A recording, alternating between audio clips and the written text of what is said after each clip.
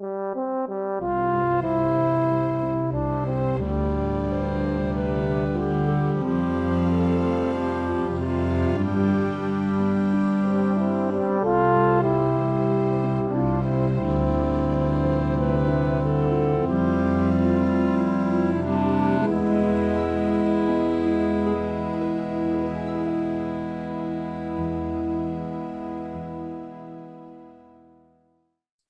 é que agradeço, Rui, e também me cumpre agradecer este convite para esta tertúlia, agradecer ao César Bargo, ao Rui, ao José Comando e agradecer a todos os presentes para este sábado à noite. Não venho exatamente entrar em profundidade na questão do 2 de julho. Foi-me feito um desafio para abordar a figura do Brigadeiro Madeira de Melo, mas um exército não é só feito pelo seu brigadeiro. Originalmente, e se o Rui me permite, eu iria falar daquilo que eu tinha estado a estudar com mais profundidade, que tinha sido, porque me interessou bastante. Não quer dizer que isto não me interessa, mas tinha estado a investir bastante em termos de investigação na divisão dos voluntários reais, primeiro do Príncipe José Rei, que acaba por aparecer aqui neste contexto. Mas, entretanto, sai-me o desafio para este colóquio que foi esta semana, para falar do Brigadeiro de Madeira de Melo. Apesar de que a biografia do Brigadeiro de Madeira de Melo está bem estudada, eu estive a ler, e está acessível pela Academia, no livro do professor Franklin. Já está uma abordagem que eu diria imparcial sobre a figura do Brigadeiro. O que eu acho que ainda não está feito é o retrato das tropas portuguesas que ficaram cercadas em Salvador. Isso não está feito. Nem o antes, nem durante e o nosso depois.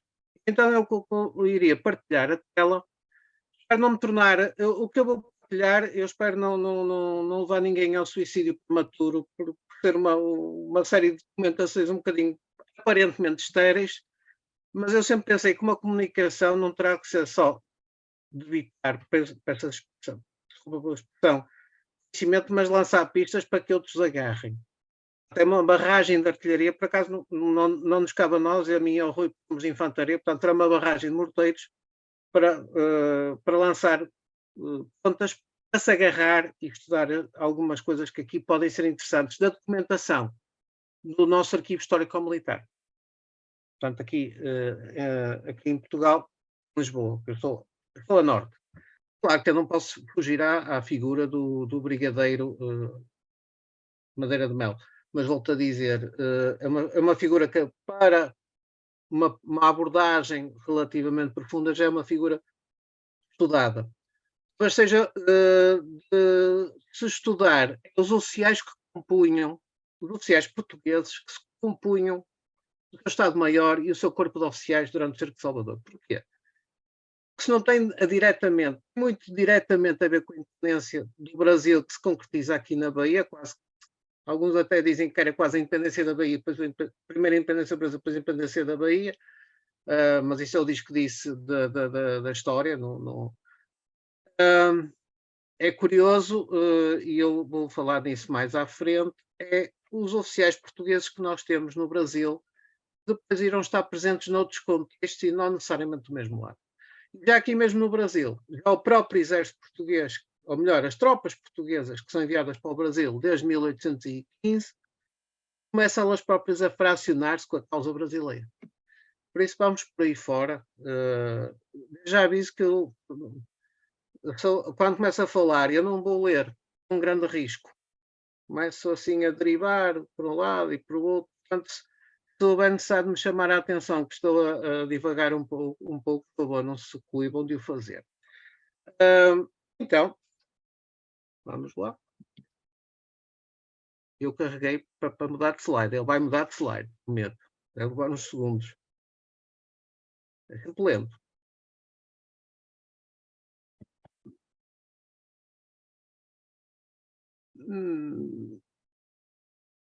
Será melhor eu interromper o compartilhamento, mudar o slide. estava a ir bem. Eu acho que ele vai, se você clicar no slide, você vai conseguir. Ele demora um pouquinho, mas ele vai entrar. Ele nem é pesado, o PowerPoint, mas tem tendência dos primeiros momentos do PowerPoint no Zoom de ser um bocadinho lento. Depois normaliza. Vamos ver. Podem ir vendo o quadro, não é? Ali o tamborileiro que acabou de lá meter. Rapaz de tambor. Sérgio, você quer tentar interromper e começar outra vez a compartilhar? Dei-me licença só por um segundo, que são estas modernices. Ora, vou voltar a. Com licença. Por vezes isto resulta. Peço desculpa pelos pequenos problemas técnicos. Não por isso. Ora, às vezes ao segundo slide já. Ele só não está em tela toda. Agora sim, correto. Pronto, deixe-me só fazer um teste. Pronto. Era okay. O primeiro slide. Bom, pronto, uma pequena introdução biográfica. Aliás, o livro que eu referia, este livro que está aqui, que vem à direita, ele neste momento está carregado na Academia pelo próprio autor, pelo professor Franklin Oliveira, que está aqui incluído. Portanto, já é uma obra que está decidiu pela em acesso público. Eu carreguei há uns dias. Mas, muito rapidamente, quem é este brigadeiro oficial? Inácio Luís Madeira de Melo, portanto, de uma família transmontana, de Chaves. Ele nasce em 1775 e vem a falecer antes do final da Guerra Civil, em 1833. Tendo conseguido o perdão, portanto, depois de uma extensa carreira militar, que eu vou aqui sintetizar, porque, de facto, a parte da carreira militar é subejamente conhecida. Madeira entrou para o exército ainda jovem, aos 16 anos, e eu aqui começo a chamar a atenção. Este ainda jovem aqui é para os nossos estándares atuais. Entrar para o exército aos 16 anos era algo perfeitamente normal, se não fosse antes. Sobretudo para a classe de oficiais. Até porque algumas famílias, isto foi um trabalho que foi tratado por um historiador português, que me falha agora o nome, mas estou aqui a olhar para a minha biblioteca a ver se o vejo. Sobre sublevações em Portugal, havia por vezes alferes e cadetes com 10, 12 anos, porque eram filhos de família e integravam, digamos assim, os corpos regimentais, quase com idades muito jovens, digamos assim, numa maneira de ingressar na carreira militar, mais por ser filho de família do que propriamente por meritocracia. Mas aos 16 anos temos de ter em conta que a maioridade não se aplica, portanto, era uma idade perfeitamente normal para ingressar no exército, e ainda por cima casou aos 17, o que também era normal, pois que a esperança de vida era substancialmente reduzida, portanto, casamentos, havia alguma normalidade em casamentos assim, idades que hoje em dia nos causa alguma estranheza. E ele, nesta altura, nesta idade da adolescência, sendo um jovem adulto, no standard da época, a Europa estava completamente em polvorosa. A Revolução Francesa, não é, com tudo que isso trouxe, desde a execução dos estupetos, até a ascensão de Napoleão, que eu penso que é o fruto principal que sai dali, naquele momento, com consequências mais diretas para a Europa. Se calhar as consequências ideológicas da Revolução Francesa só depois da queda de Napoleão é que se vão tornar mais evidentes. Isto é uma opinião minha que eu assumo. Há um nevoeiro sobre liberdade, igualdade e fraternidade no período napoleónico que só voltou a ser retomado depois de Napoleão ser enviado de vez para o Atlântico Sul, para a Ilha de Santa Helena. Mas, voltando, como já viram, eu derivo um bocadinho e vou tentar não pôr tanto a mão em frente à câmara, porque eu já percebi que isto é gravado, portanto não convém muito. A primeira campanha em que Luís Inácio participa, Inácio Luís, peço desculpa, estou sempre a trocar o nome, é na campanha 1801, contra a Espanha, ou da Espanha contra nós, melhor dizendo, naquela guerra que lhe chamaram Guerra das Laranjas. diz a história com E, a história com H, Dodói levou um ramo de laranjas à Rainha de Espanha, mas a verdade é que até hoje nos ficaram com o território de Olivença, que são substancialmente 750 km quadrados de território português, que ainda estão na posse de Espanha. Ele participa nesse conflito,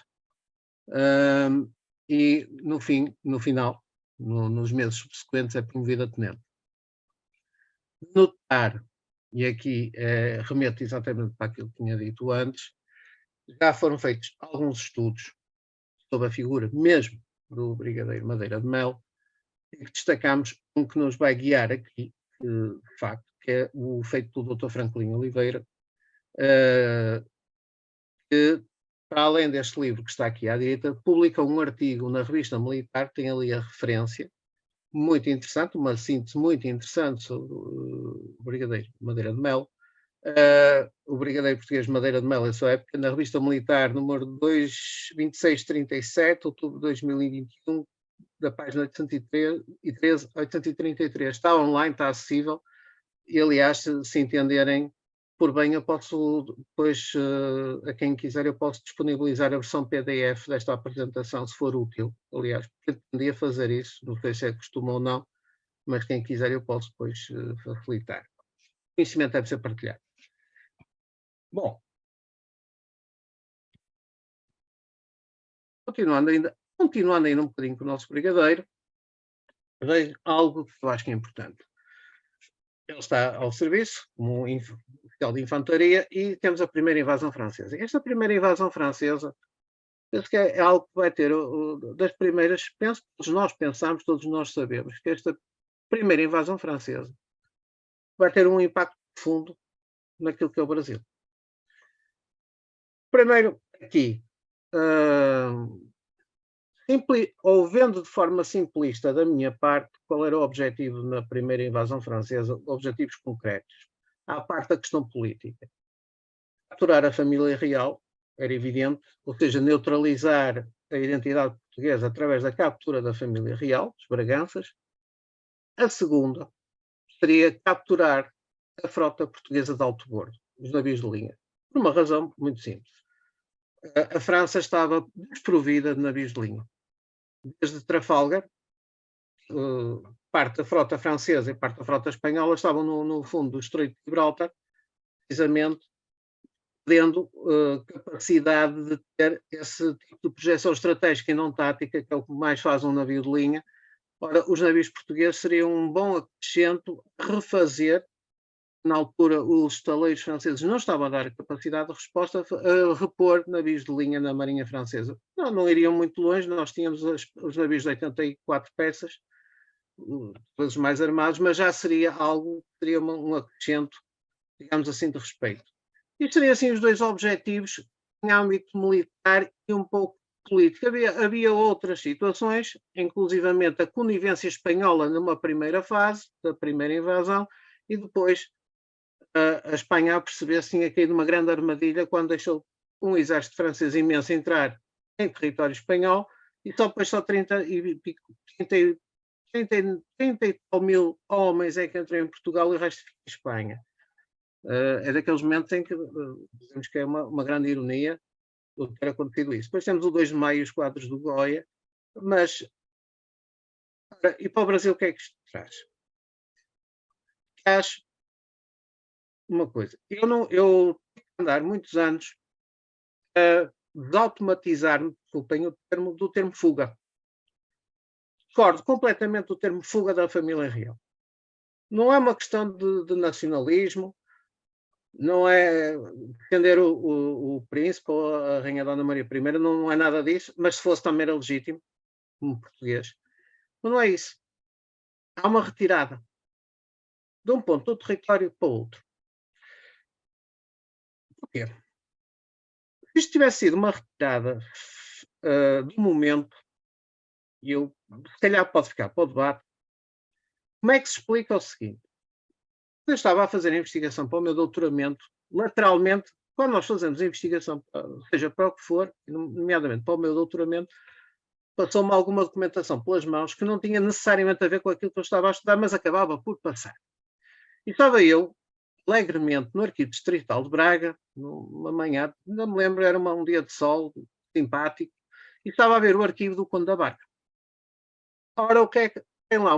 Um maço com fólios, está lá, é só consultar, de cartas mandadas de Lisboa para oficiais do Exército, aristocratas e pessoas notáveis da zona norte do país, 2 semanas antes da saída da esquadra e da frota para o Brasil. Vão-me ouvir, eu acho que congelei brevemente. Estou a ser ouvido? Sim, sim, sem problema. Sim, pronto, é que a imagem congelou, é só por causa disso. Estamos a ver. Portanto, eu acho que é interessante como é que se refere a uma saída da família real tão abrupta, não foi assim tão abrupta, se 2 semanas antes está a ser mandada esta correspondência para pessoas notáveis e importantes para ir engrossar os cerca de 10 mil pessoas que acompanharam a família real para o Brasil. Portanto, isto era um plano de contingência que possivelmente já existia antes. E peço desculpa, deixem-me dar um salto de 100 e muitos anos no tempo. Quando Portugal, volta de 1940, 41, esteve na iminência, aliás, o plano estava feito desde muito antes. Em 1940 e 41, nesse período, Portugal esteve na iminência de ser invadido pela Espanha e pela Alemanha. Seria a Operação Félix. O plano é fácil de resumir: 4 divisões espanholas, 4 divisões alemãs, em cheio por Portugal dentro, num prazo de, não digo 48 horas, talvez um bocadinho mais, neutralizar e tomar conta também de Gibraltar. Acaba por não acontecer por variadas razões. Uma delas foi porque o Francisco Franco é o Norte de África todo, o que deve ter provocado uma sessão de riso na sessão de Andaia ao Ribbentrop. O Franco querer todo o Norte de África para a Espanha, quando tinham lá o Deutsche Afrika, que ter tanto trabalho com os ingleses. Outra coisa também foi os alemães virarem-se para a Rússia. Portanto, de repente, a questão da invasão a Portugal por parte dos alemães fica posta de lado. Ainda há um segundo plano, que foi descoberto há pouco tempo, que é o chamado Plano 134. Desculpem-me estar a falar de uma coisa da Segunda Guerra Mundial, mas há aqui uns paralelismos. É uma invasão, de facto, por parte dos espanhóis, aqui só pelos espanhóis, território português. Uma anexação que serviria de vários objetivos, etc, etc. Ora bom, qual era o plano de contingência, para entrar em algo concreto e voltar depois à época que nos compete? O plano de contingência era evacuar o governo de Salazar para os Açores e dos Açores para Angola. Não é por acaso que os Açores são destacados para os Açores 27 mil homens, o que vem depois a ter o arquipélago açoriano com mais de 30 mil homens, portanto, o efetivo pelo menos 2 divisões, a guarnecer 9 ilhas durante a Segunda Guerra Mundial. Muita semelhança, aliás, com uma estrutura defensiva, curiosamente, e muito parecida, e está a ser estudada por uma mestranda minha, muito parecida com a Ilha de Malta. Mas voltemos à época, porque eu já avisei que de vez em quando vou pelos lados. Bom, como eu estava a dizer, a saída da família real para o Brasil vai ser importante porque Arsenal Real do Rio de Janeiro.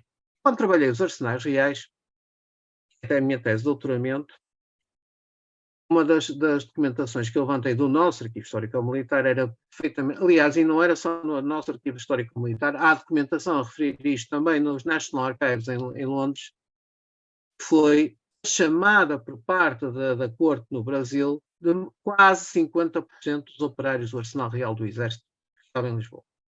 E o facto de terem ido com promessas de bom soldo, melhores condições de vida, e para muitos, se calhar, até foi uma vaga migratória que lhes trouxe vantagem para irem alargar, consolidar o arsenal real do Rio de Janeiro. Isso é bastante importante.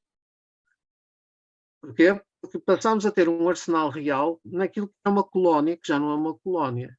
Uma das coisas mais importantes, isto é o banal do conhecimento de história, no sentido em que toda a gente sabe isto, é que, de facto, a corte portuguesa no Brasil, coisa inaudita, que nunca ninguém tinha visto semelhante situação, faz uma colónia, mas não era uma colónia qualquer, direi já porquê, para transformar num reino. Ou seja, se ter travado durante algum tempo o espírito independentista que já vinha de antes, do período colonial presença da família real no Rio de Janeiro. Certo. De qualquer das maneiras, não foi só o Arsenal Real. Foi começar a desenvolver estruturas, o Rio de Janeiro começar a crescer. Ou seja, o próprio estatuto de reino que o Brasil tinha começava a dar-lhe uma posição na própria América Latina que mais nenhuma colónia espanhola tinha. Isso vai-se notar no processo das independências da América do Sul. Portanto, no fundo, o príncipe regente e depois Dom João VI faz, ou o seu entourage faz, entre portugueses, brasileiros e luso-brasileiros, talvez naquele sonho que se falou aqui em congressos recentemente no final do ano passado, da criação da ideia de um império luso-brasileiro, germinou enquanto, de facto, a corte esteve no Brasil. Voltando ao nosso brigadeiro Inácio Luís, ele vai, como a maior parte dos oficiais portugueses, alguns não, alguns foram com a Legião ao serviço de Napoleão, vai integrar o novo exército português, que foi completamente pago pelos ingleses. Ingleses que também tinham os seus interesses no Brasil, e aliás, aqui o Brasil voltou a ser uma peça importante deste puzzle. Que volto outra vez à minha tese de doutoramento. O custo calculado, são duas teses, curiosamente, dois oficiais americanos do West Point, que fazem uma abordagem à Guerra Peninsular sob o ponto de vista financeiro. Ela, na altura, grosso modo, o custo para a Inglaterra, e foi complicado gerar esta verba, tanto para o fabrico de materiais como para o subsídio, foram mais de 3 a 4 milhões de libras esterlinas da época, o que hoje em dia seria um valor muito superior. Claro que os ingleses nunca deram nada de graça, então como é que eles foram recuperar todas as milhões de libras esterlinas que foram feitos para reorganizar todo do zero? O exército português tinha sido desmontado em 1807, 1808, peço desculpa, o acordo de 1810 sobre os portos do Brasil. Aliás, chegou a provocar uma forte crise económica na própria Inglaterra, quase com um crash pelo excesso de oferta, suplantar a procura que os produtos que entravam em Inglaterra vindos do Brasil subtaxados. Mas isto já são questões da história económica, portanto, também teve este acordo da Inglaterra com Portugal, com os portos do Brasil. A Inglaterra foi buscar o retorno, mas até a certa altura até exagerou em termos da economia local das cidades, do comércio que tinha entre portos brasileiros e portos ingleses. Lá fugiu do nosso brigadeiro Inácio Luís Madeira, mas isso era o que se ia passando à volta do nosso brigadeiro, enquanto ele servia já com o regimento de Infantaria 12 e já estava integrado no exército anglo-luso, era aquilo que os ingleses pretendiam. Porque o exército anglo-luso? O exército inglês, no período da Guerra Peninsular, temos aqui duas realidades perfeitamente distintas. Uma é a Royal Navy, a Marinha Real Britânica, que é perfeitamente autónoma no mar, não precisava de aliados para rigorosamente nada no mar. Antes que eu me esqueça, e peço desculpa que eu tenho que voltar atrás. O não haver coincidências na ida da família real para o Rio de Janeiro passa logo pelo facto da esquadra britânica do almirante Sir Sidney Smith estar ali, prontinha para zarpar para o Brasil, para escoltar os navios portugueses. Portanto, estava-me a esquecer desse pormenor para referir que esta saída não foi tão abrupta, nem tão mal, não foi de maneira nenhuma nada mal organizado, foi muito bem organizado para ter um plano de contingência. Voltando então à questão que eu estava a dizer, o exército britânico é outro caso. Era um exército relativamente pequeno, que precisava ter um aliado no terreno para conseguir sustentar operações de longa duração. Não era um exército já não era um exército russo, não era um exército francês, não era um exército austríaco, era um exército extremamente profissional, mas precisava ter um sidekick para o apoiar. Quais eram as opções na Península Ibérica que os ingleses tinham? Ou contar com os portugueses ou contar com os espanhóis. Espero nesta alocução não estar aqui a dar a impressão que estou sempre contra os espanhóis. Mas politicamente, mesmo em termos internos, os espanhóis eles eram um pouco avessos a ficarem independentes dos ingleses. Por outro lado, os ingleses tinham uma certa falta de confiança na qualidade militar das tropas espanholas. Quanto aos portugueses, era um mistério. Porquê? Porque tinha havido uma situação de praticamente de não resistência à primeira invasão francesa, mas a verdade é que o instinto de Sir Arthur Wellesley, se calhar aqui um pouco de instinto, e a nomeação de Beresford, que talvez o mais importante que pode ter acontecido foi a nomeação de Beresford e a relação que teve com Dom Miguel Pereira Forjás, que vai continuar a estar ligada às questões do Brasil, do que veremos mais daqui a bocado, vai possibilitar a aposta que lhe saiu bem. A estabilidade que conseguiu com a reconstrução de um exército português que na primeira linha tinha 55 mil homens, embora não fossem todos empregos pelo exército britânico. Quer dizer, eles não eram, primeiro, algo que é preciso aqui distinguir. O exército português não era um exército de cipaios, era o exército português e o exército britânico, eram dois exércitos lado a lado. E uma das coisas que se conseguiu fazer, e o próprio Beresford e Wellesley tiveram esse cuidado, depois realmente percebermos da eficácia que era possível, treinando, dando de vestir, como eles diziam, de comer, de beber e bem armar às tropas portuguesas. A verdade é que é dentro desse eu penso que no dia da Batalha de Bussac, os ingleses respiraram de alívio com o comportamento das tropas no Bussac, em 1810, e a partir daí é perfeitamente, e com o sucesso das linhas de Torres, portanto a defesa de Lisboa, a partir daí os ingleses sabem que têm tropas para atacar, já não é para defender Portugal, mas para atacar os franceses já no próprio território espanhol. E é aí que o brigadeiro Madeira de Melo vai participar no cerco de Burgos, em 1812, nas campanhas dos Pirineus e finalmente na Batalha de Toulouse, de onde sai tenente-coronel. Também é promovido em 1818 ao posto-coronel, mas na altura sai tenente-coronel, foi ferido em combate, foi condecorado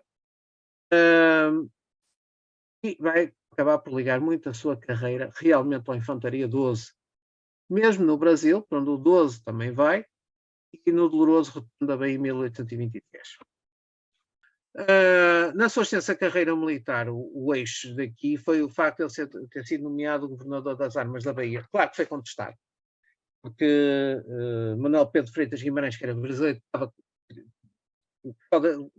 tinha o cargo e foi destituído para ser nomeado o brigadeiro Madeira de Melo. Portanto, já começa aqui uma certa clivagem, uma certa fricção, mas que tudo se repita exatamente com o cerco que vai ser feito. As tropas portuguesas, para todos os efeitos, as que estavam no Rio de Janeiro, deslocam-se para cima. Estavam a chegar tropas portuguesas desde 1815, até para a questão do Pernambuco. Nem estou aqui a falar da divisão dos juntais reais, estamos a falar de tropas avulsas.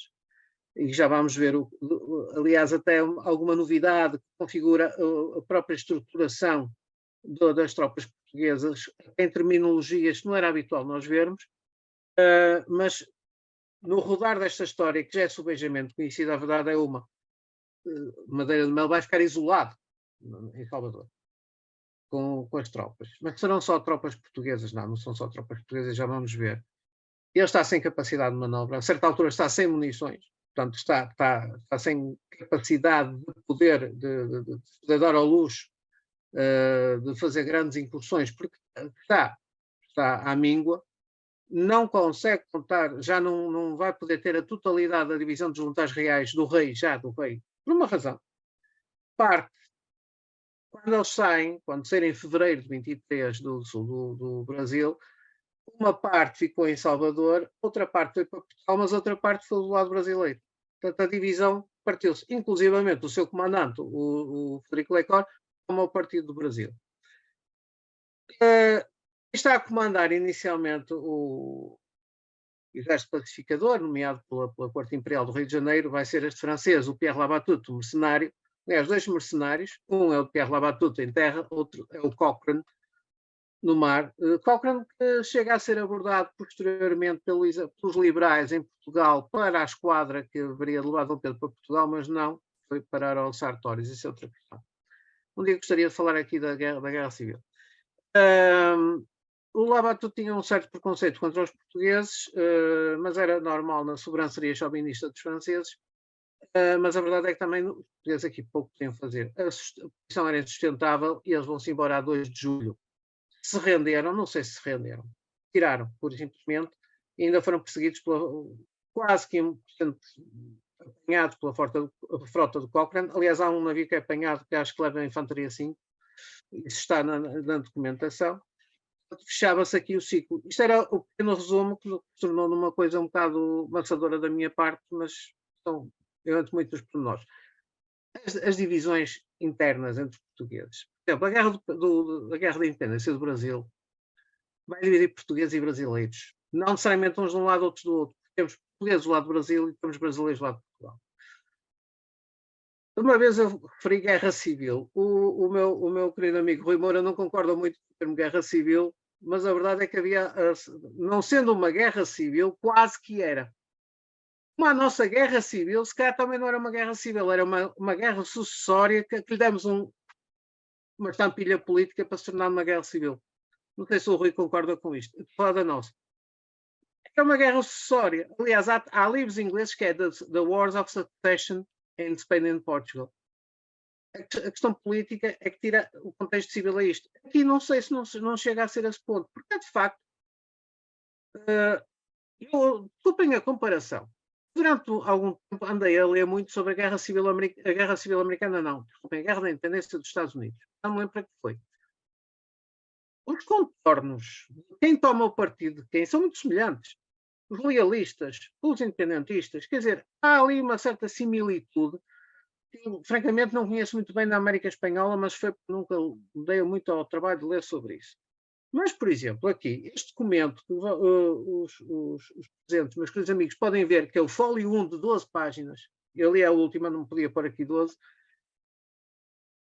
fala, por exemplo, do Carlos Frederico Lecor, altamente considerado enquanto oficial português durante a Guerra Peninsular, vai com o Coronel Avilés no comando, e depois Brigadeiro Avilés no comando da divisão dos voluntários reais do Príncipe, e quando chega à altura toma o partido do Brasil.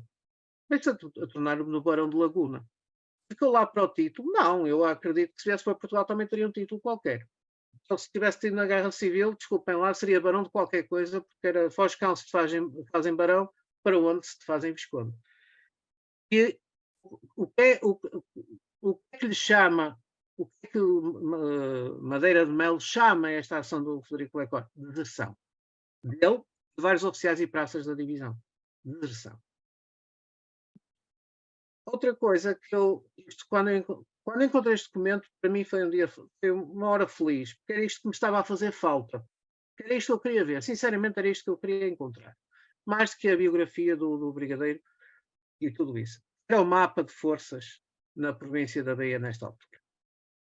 Isto foi registado no Palácio Bem Posto, em Lisboa, assim em 1823. E o que é que nós vemos aqui?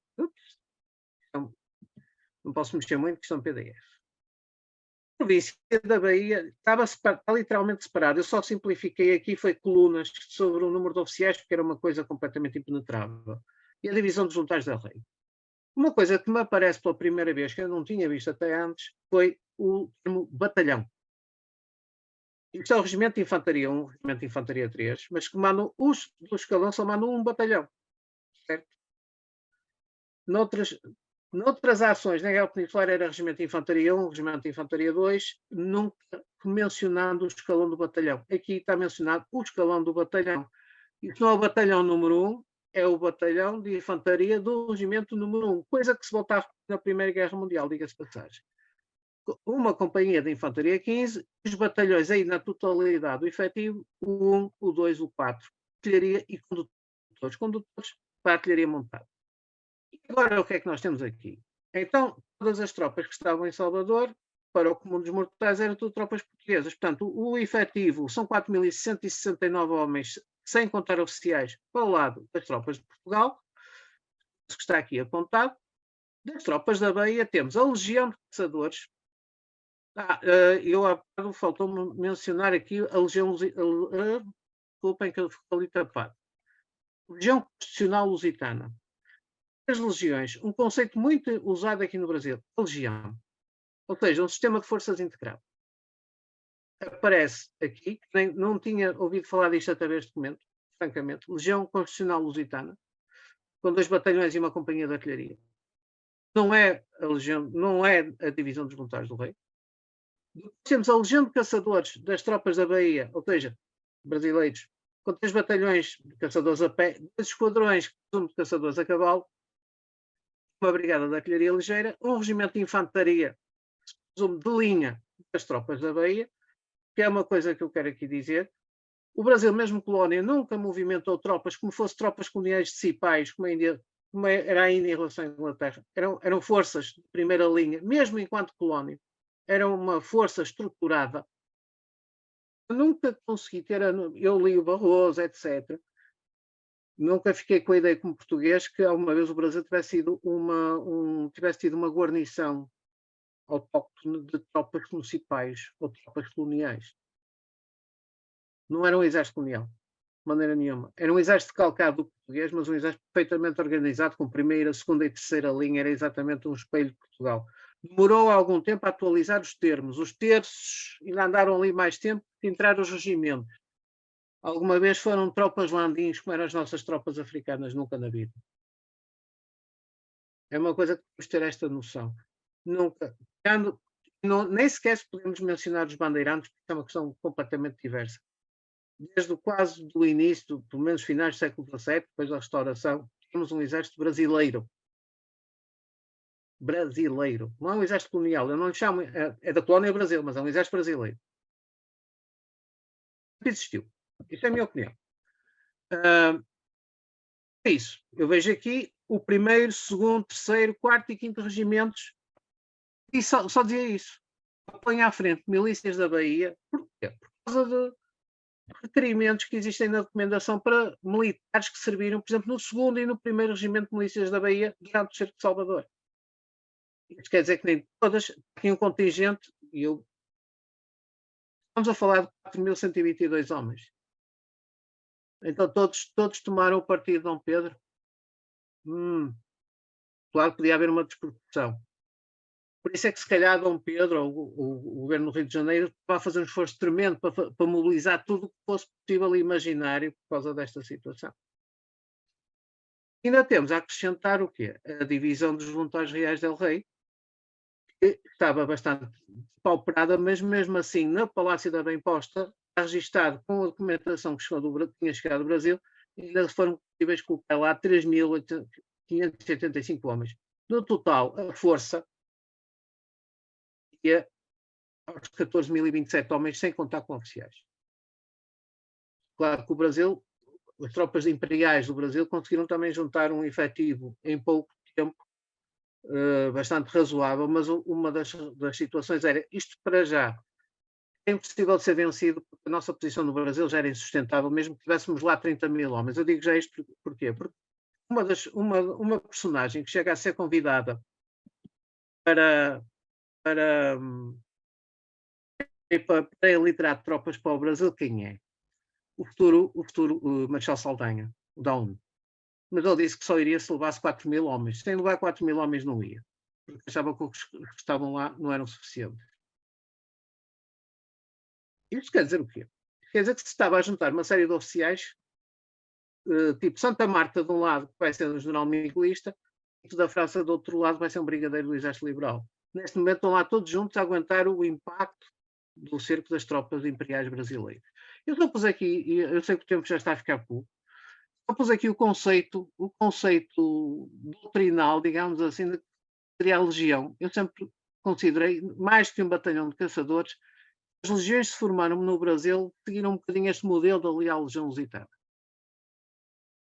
Ou seja, um sistema integrado de infantaria, de cavalaria e de artilharia, ligeiro, e tem toda a razão de ser no Brasil, mais que tropas de infantaria pesada, se quisermos considerar assim. É preciso mobilidade e ligeireza.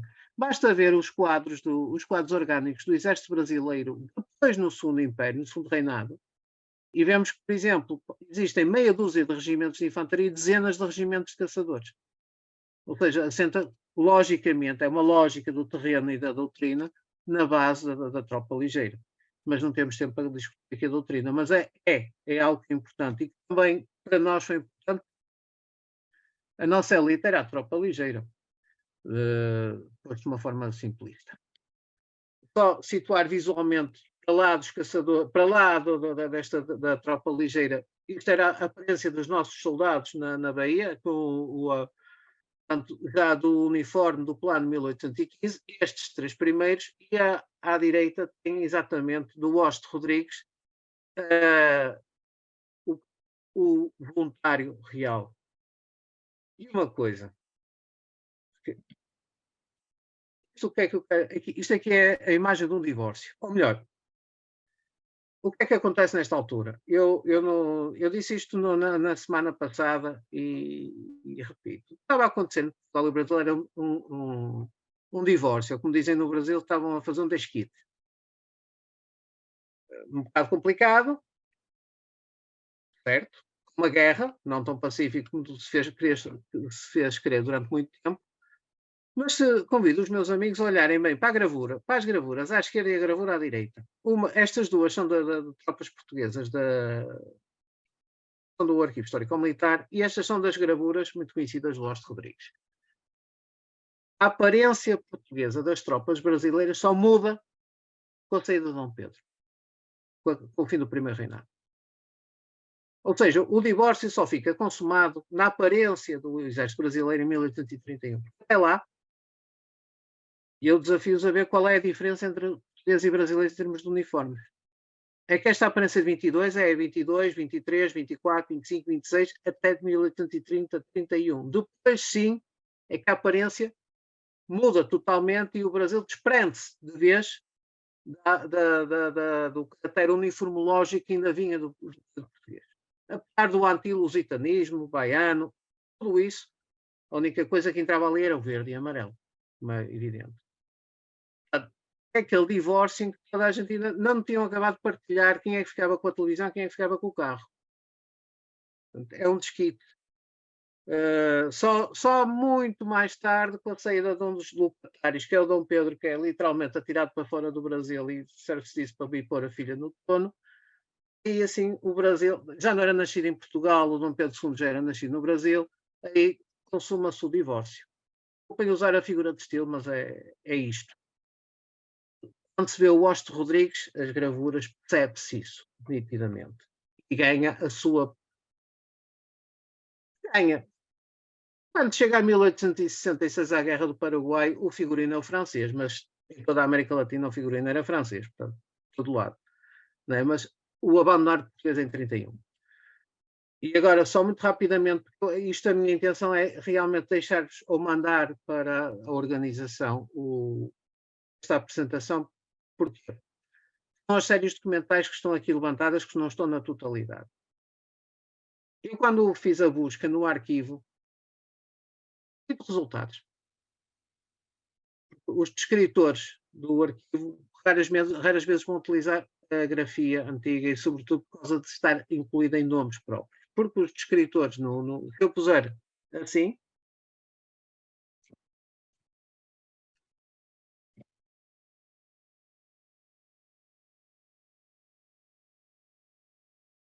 São 334 resultados, do quais 120 do levantamento são diretamente relacionados a este tema. E não estou a ser exaustivo. Portanto, isto é uma busca que me levou cerca de 2 minutos a fazer. E depois umas horas substanciais a retirar e a selecionar, porque nem tudo dizia respeito à situação da Bahia. E escusado será dizer que há imensos ofícios que têm a ver, eu vou-te a partilhar com licença. Está aqui. Portanto, por isso é que eu disponibilizaria este PowerPoint, esta apresentação. Estas memórias documentais, eu não tenho aqui todas, também posso depois pôr isso à disposição. Para com licença. Temos aqui alguns exemplos. A documentação, alguma não está acessível, não está digitalizada, outra está digitalizada. Uma boa parte tem o que está amarelo, são as sinopses dos documentos. Também nem todos têm. O que está amarelo foi as sinopses que levantei. Sobretudo também os títulos que são bastante elucidativos da pequena história dentro da grande história. Qualquer coisa tão banal como um ofício de Carlos Frederico Lecor, o tal que desertou, para Dom Miguel Pereira Forjás, ministro da Guerra, acerca da importância das barretinas para a música, ou seja, para a banda de música dos Voluntários Reais do Cristo. Qual é a importância disto? Neste momento, talvez nenhuma, mas dentro de um determinado contexto pode vir a ter importância. Aliás, há aqui uma série de exemplo aqui, cartas de Tomás António Villanova, Portugal, agradecendo o plano de defesa da Bahia e os mapas que o acompanharam. A Majestade ficou muito satisfeito que os trabalhos militares foram apresentados. Isto, essa data está assim tão um pouco estranha, penso que será 2 de fevereiro de 1820, mas remetendo a documentação que já vinha desde 1815, as tais obras de defesa da Bahia, ao Salvador. E quando estiver na altura, diz-me. Isto é extenso, é só exemplificativo, por favor. É que temos que terminar, Sérgio. Eu vou por aqui abaixo, só para verem, mesmo todo o gosto em disponibilizar isto, para não se perder esta informação, são os facsímiles de alguns documentos. O que eu digo que facsímiles é que tem aqui documentos que são às 30 e 40 folhas de documentação, num fólio só. Com coisas. Esta correspondência trocada entre Inácio Luís Madeira de Melo, governador das armas da Bahia, e João Félix Pereira de Campos, chefe da divisão e comandante da esquadra, sobre assuntos relacionados com a esquadra que transportou a expedição à Bahia, relativo ao regresso da esquadra ao reino, quando teve fundido na ilha de Faial para abastecimento de víveres. Como eu digo, é banal, não terá importância num determinado contexto, mas para um trabalho que seja direcionado, isto são informações importantes. E depois, a documentação mais à frente, que depois poderão ver, é o quê? O regresso a Portugal. A entrega das armas, por exemplo, ficamos a saber que a artilharia veio, toda a artilharia que pudemos trazer veio na esquadra, e foi para entregar ao Arsenal Real do Exército. Muito armamento foi para ir a trocar ao Arsenal Real do Exército, que estava em mau estado. Não preciso reforçar os hospitais, porque os milhares de homens que vieram na esquadra de regresso vinham doentes. E estes ofícios duram até 1834. Há ofícios com referência à situação de Salvador de Bahia, ainda em 34, já no final da Guerra Civil, caso por parte do governo miguelista, salvo erro ainda. Ainda não tinha acabado a Guerra Civil, mas ainda havia requerimentos feitos ao rei Dom Miguel, por um lado. E notem uma coisa, em agosto de 1823, ou seja, um mês depois, aqui no terceiro elemento, correspondência do Conde Subserra para o Infante Dom Miguel. O Subserra não está a escrever para Dom João VI, está a escrever para o Infante Dom Miguel. Portanto, os reflexos da abrilada, das martinhadas e tudo isso, já se começam a refletir na documentação do próprio Brasil para Portugal. Por isso, fica à vossa disposição e bem-ajam. Apanhar atrapalhação, mas aquele contratempo do meio também apanhou-me desprevenido. Vou interromper e se quiserem posso pôr isto já no nós depois partilhamos. Sim, senhora. Muito obrigado, Sérgio. E desculpem, eu avisei que era um bocadinho... Tivemos aqui assim um contratempo, um pequeno contratempo. Quem quiser agora inscrever-se para falar pode se inscrever ou para colocar questões. Já temos uma inscrita que é a Carol. É muito interessante aquilo que o Sérgio aqui trouxe. Como ele próprio disse, eu nem sempre concordo em tudo com o que ele levanta e diz. Já por várias vezes, grande parte se verifica que não há propriamente uma luta de portugueses com brasileiros ou brasileiros contra portugueses. Há portugueses e brasileiros de ambos lados da trincheira. Isso está mais do que documentado e provado, mas na realidade, do ponto de vista mais global, isto é essencialmente uma guerra política. E é uma guerra política que tem, aqui assim na própria Europa, momentos extraordinários em 1823. Reparem que no princípio de 1823 França decide invadir Espanha. França acaba por invadir para impor o absolutismo em Madrid. Nós estamos num regime liberal, revolucionário.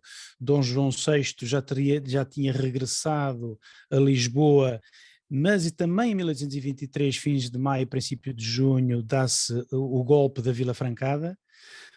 Golpe de Dom Miguel e com Pamplona, o Conde Subserra, que no fundo dão um contragolpe e que no fundo suspendem as cortes, e as cortes não são presas, mas deixam de ter qualquer poder, e novamente, digamos assim, há um governo com uma grande tendência absolutista.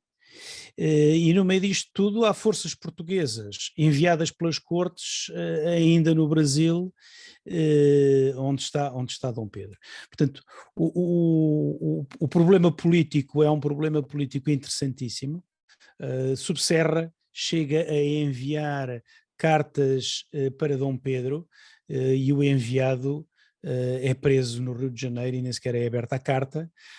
No fundo, Subserra dizia este aventureirismo das cortes terminou, isto acabou, podemos voltar novamente àquilo que nós tínhamos antes de 1821. Portanto, há aqui assim uma situação muito interessante, e é exatamente isso que se revela também das novidades que o Sérgio aqui trouxe, e que para mim é uma novidade, que é exatamente aquela questão das forças que se encontram na Bahia. Sem dúvida nenhuma, há uma diferença enorme entre o exército português, o exército de Portugal no Brasil, ou o exército do Brasil, porque é um exército quase cujo conceito, desde o uniforme à organização, à forma de formação dos oficiais, ao treino, à instrução, todo ele, mesmo no século XVIII, é feito à imagem do exército, aqui assim, do exército europeu de Portugal. Mas não é um exército colonial, como era o exército, por exemplo, inglês na Índia, em que todos os soldados eram de origem indiana e todos os oficiais eram de origem inglesa, e isso prolongou-se até ao século XX. Com casos gravíssimos, porque os próprios oficiais não conseguiam sequer falar com os soldados. Não havia capacidade, porque os soldados nem entendiam o que os oficiais diziam e vice-versa. Isso não aconteceu no Brasil. Já no Brasil, já aqui vimos também que no próprio século XVIII a organização era uma organização, tal como o Sérgio disse, de primeira linha, segunda linha, terceira linha, em que os oficiais eram oficiais nascidos no Brasil, uns e outros não, outros nascidos aqui assim na metrópole. Mas vamos ouvir alguns dos presentes e colocar algumas questões. Não sei se alguém se quer inscrever. Podem se inscrever no chat da reunião ou levantar a mão, que eu vos darei a palavra. Agradecia que fossem sintéticos, porque vamos ter muito pouco tempo para esta interação. E passava então a palavra à Carol. Carol, muito boa noite. Boa noite para todos e para todas. Obrigada, Rui, pela oportunidade da fala. Sérgio, te agradeço pela tua exposição, apesar do teu português ser diferente do meu, eu consegui entender bastante coisa. E eu fiquei com algumas dúvidas, porque picotou em alguns momentos a tua fala. Quando você falou, né, que o exército era brasileiro, essa é a minha pergunta. Você disse que o exército era exclusivamente brasileiro, apesar de ser uma colônia, porque picotou bem na hora, ao menos para mim. Eu não consegui pegar se era ou não. Exato, exato. E a outra coisa que foi no slide que você colocou, e aí é dúvida mesmo, né? Quando você falou da LL, né? Da Leal Legião Lusitana, esse seria o nome da Divisão de Voluntários do Príncipe, que é onde, inclusive, Maria Quitéria batalhou junto, e aí, né, já puxando o gancho do Rui Moura, a nossa diferença talvez esteja que nós tínhamos uma mulher no Exército. Tem a Maria Quitéria, exatamente. Não, não é. A primeira questão. Pode haver oficiais nascidos na metrópole. Estamos a falar no Exército Brasileiro. Eu vou dizer mesmo claramente: Exército Brasileiro do período colonial. Antes reino. Antes de estar lá Dom João VI, da Ana Carlota Joaquina. Credo dos Deus nos livre. Ou seja, me lembro, há uma altura em que foi necessário mandar tropas da metrópole, acho que foram 3 regimentos de infantaria, onde eles eram de Miranda ou Bragança, durante a Guerra Fantástica, quando foi tratado Saltinho de Fonso. O resto do efetivo eram tropas do Brasil. E estamos a falar de regimentos de infantaria de linha, equipados, mesma doutrina, ou melhor, com a mesma doutrina não, com a doutrina adaptada ao terreno. Nós é que, se calhar, depois viemos aprender com eles, com essas tropas. Ou seja, estamos a falar de um exército, de uma estrutura militar que eu confesso que não encontro. Eu vou-te a dizer, primeiro, não me pensem que eu sou anti-espanhol, mas não sou um grande estudioso da realidade dos virreinados espanhóis na América Latina. Mas não me parece que existisse, se calhar, algo ou sequer parecido com isso. Ou seja, o que é que ao fim e ao cabo faltava ao Brasil para ser independente? Praticamente nada. Eu acho que o Brasil, dentro da sua independência, é preciso ter tido um conflito connosco, com os portugueses, mas que eu direitinho dentro do sexto da independência. Por isso, ser um Estado diretor, se for à luz daquilo que é hoje em dia, e o Rui sabe disso, o que é em termos de geoestratégia da época, o Brasil é quase de imediato um Estado diretor na América Latina. Logo de imediato.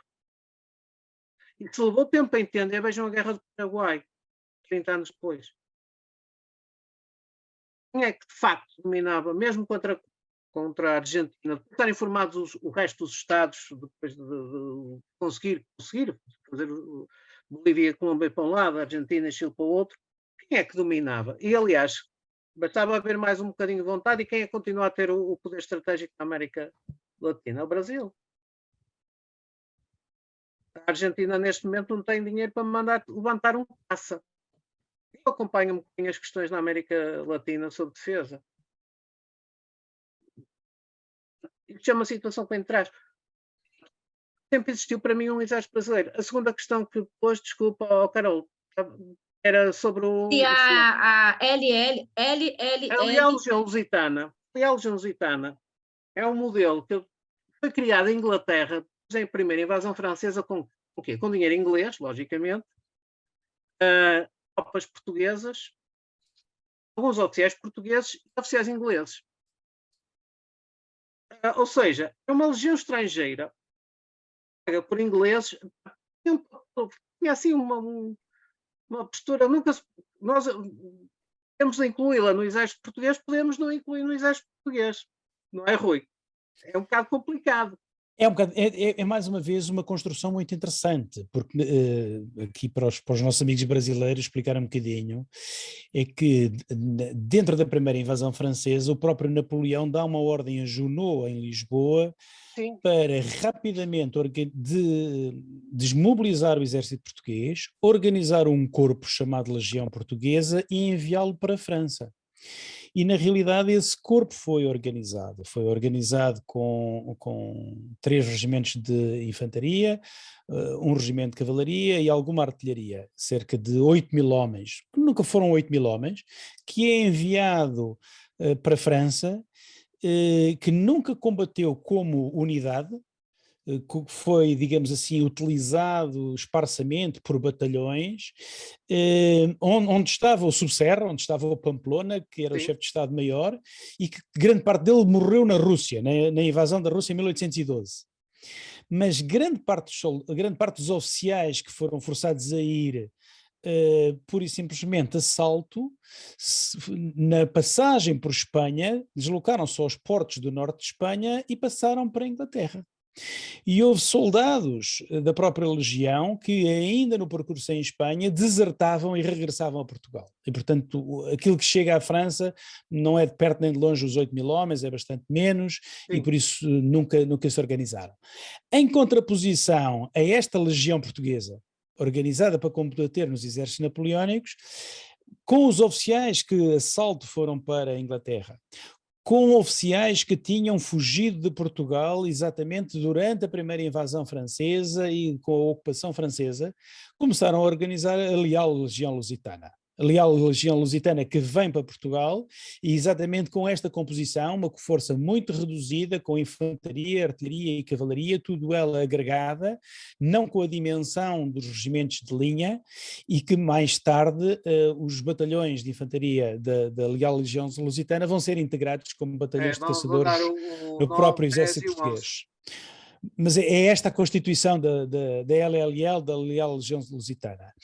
Essa estrutura de infantaria ligeira dos batalhões é também ela transportada para o Brasil e se repararem na constituição da divisão dos voluntários do Príncipe, mais tarde também divisão voluntários do Rei, há esses batalhões de caçadores e tem também uma estrutura um bocadinho legionária, de legião. É esta a noção militar de legião.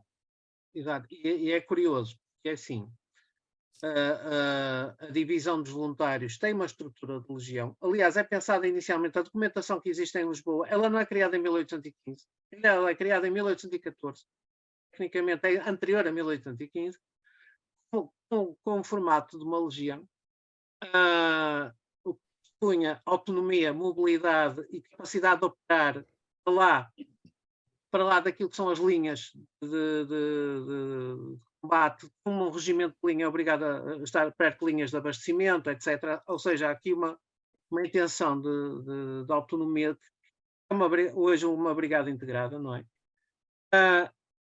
E também a panaste de se chamar legião, logicamente.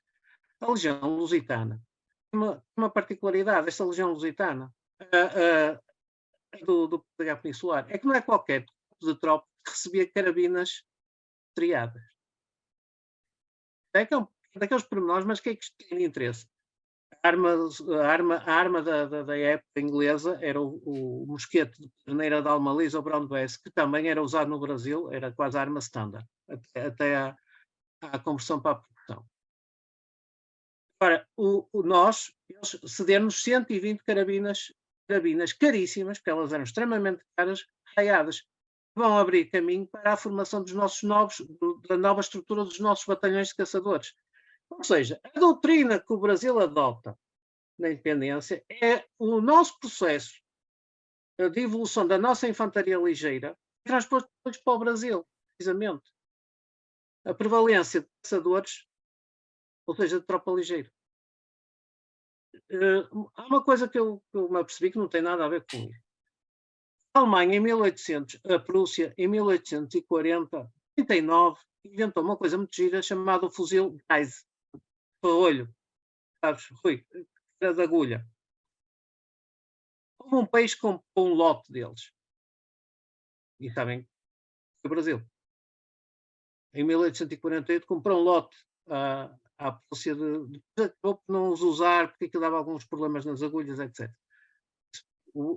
Para quê? Para equipar batalhões de caçadores. Já estive com essa documentação a vê-la. Era para os batalhões de caçadores. Ou seja, essa tradição dos caçadores praticamente acho que durou até o final do século XIX, depois que a República foi reorganizada.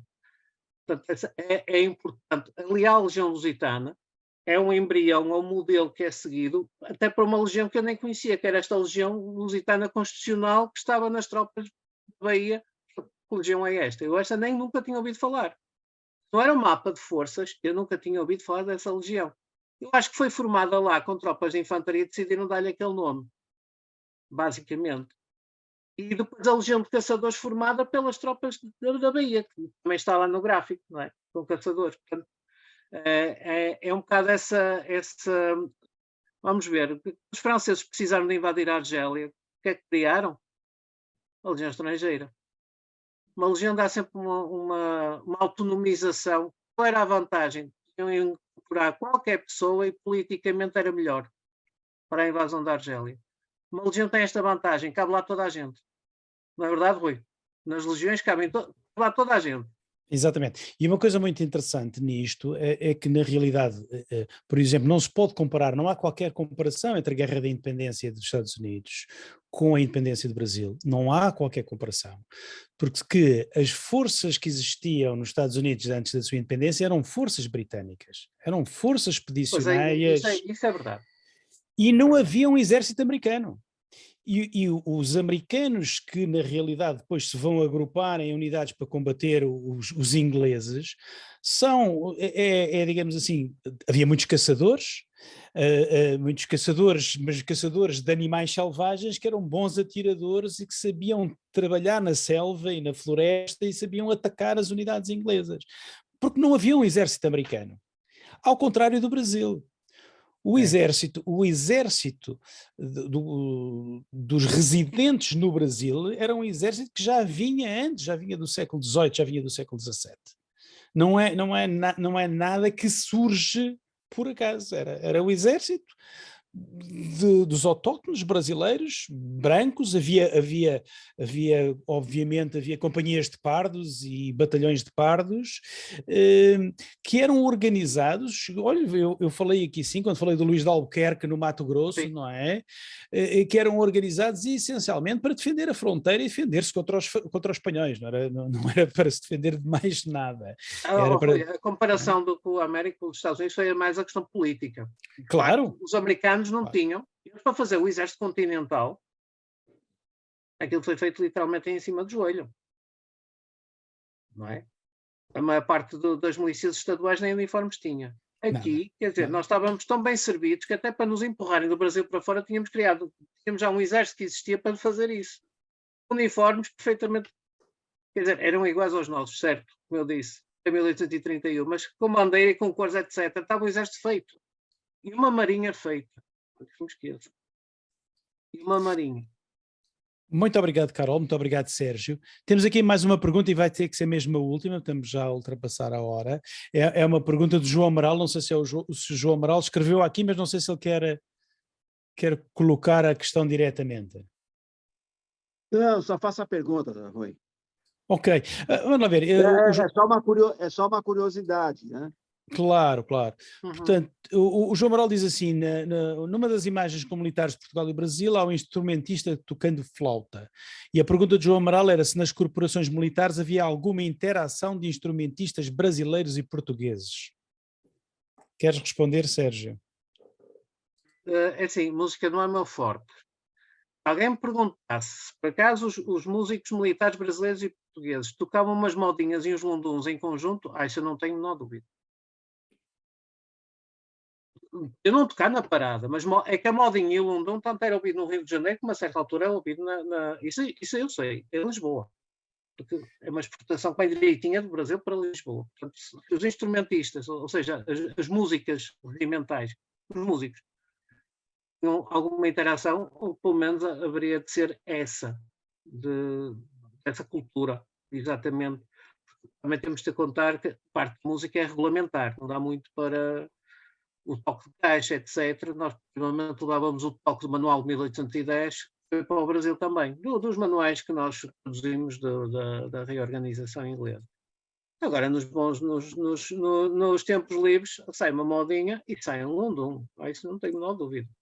Nós temos connosco uma especialista em música e que também já se especializou também em música militar. Maria João, não queres dizer qualquer coisa?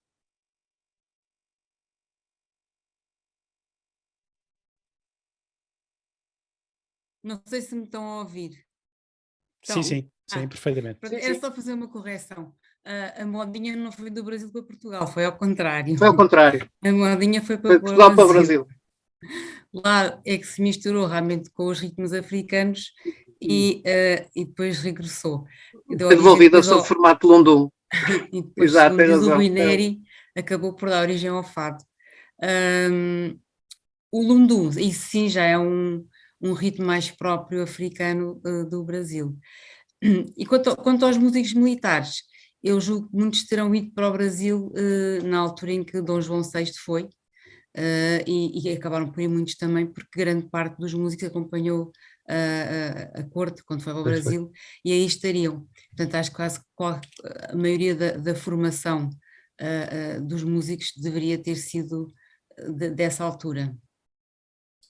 Pronto, depois também há aquela questão da escola de música criada por Dom João VI, na qual regimentava escravos, não é? Portanto, havia uma grande quantidade de escravos que tinham alforria e tornavam-se eles próprios músicos, portanto há também essa questão, e por isso acho que há aí uma mistura grande, mas que também terá havido uma junção dos dois lados.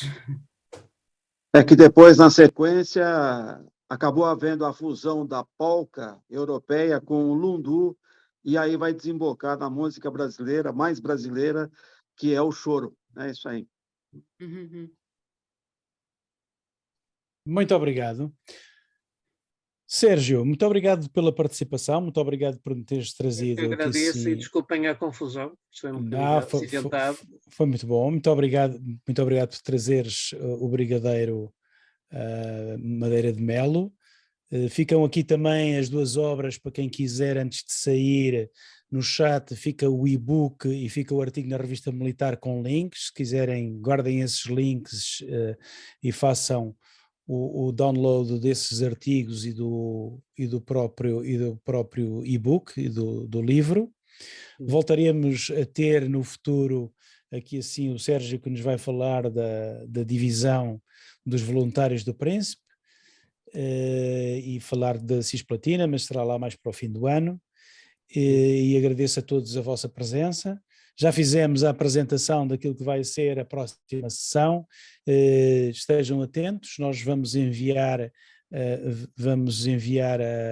o convite pelos métodos normais, como aqui o professor César diz e costuma dizer: inscrevam-se, partilhem, difundam, não só o canal do YouTube, mas também aqui sim a participação. Chegámos a ter 31, 32 pessoas nesta sessão. Vamos continuar a fazê-las e a próxima será aí do Brasil. Despeço-me para já de todos, agradecendo mais uma vez ao Sérgio, e passava a palavra ao César para dar as últimas palavras. Muito obrigado pela vossa presença, muito boa noite. Eu quero só agradecer a todos pela assiduidade. A gente realmente teve 32 no momento maior aí, que é uma média bastante satisfatória para um evento já fora da pandemia, né? Um evento ainda com características tão específicas, porém tão relevante. O material que o Rui disponibilizou aí, ele vai ser novamente disponibilizado quando o vídeo for para o canal, tá? Então, quem não pegou agora pode ter uma oportunidade futura. E eu volto a insistir que vocês têm que se inscrever lá para a gente ter mais volume, porque o número de acessos aumentando, as outras também voltam à baila, né? E aí você consegue com que esse conjunto de materiais referentes à história que nos une seja melhor difundido e aproveitado. Sem mais, eu agradeço também meu nome, é o nome do Secomande que está. Quer falar alguma coisa, Secomande? Eu apenas agradeço, né, por essa excelente apresentação, muito bem documentada. E o interessante é que de ambos os lados não tem muita diferença em termos desse problema. Mas o mais importante para mim é que nunca se usou a palavra inimigo. É só isso que eu gostaria de falar. Obrigado. Tá certo, tá certo. Então, boa noite a todos aí, muito obrigado pela presença. Até logo. Então, muito boa noite. Muito obrigado, até à vista. Foi um prazer. Boa noite a todos. Muito obrigado, Sérgio. Muito obrigado. Boa noite. Até a próxima.